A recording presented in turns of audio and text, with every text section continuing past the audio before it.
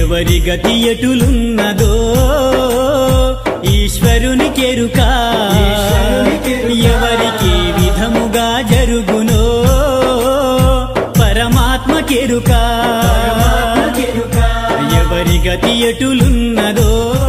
ఈశ్వరునికెరుక ఎవరికి విధముగా జరుగునో పరమాత్మకెరుక ఎవరి స్థితి ఎటులున్నదో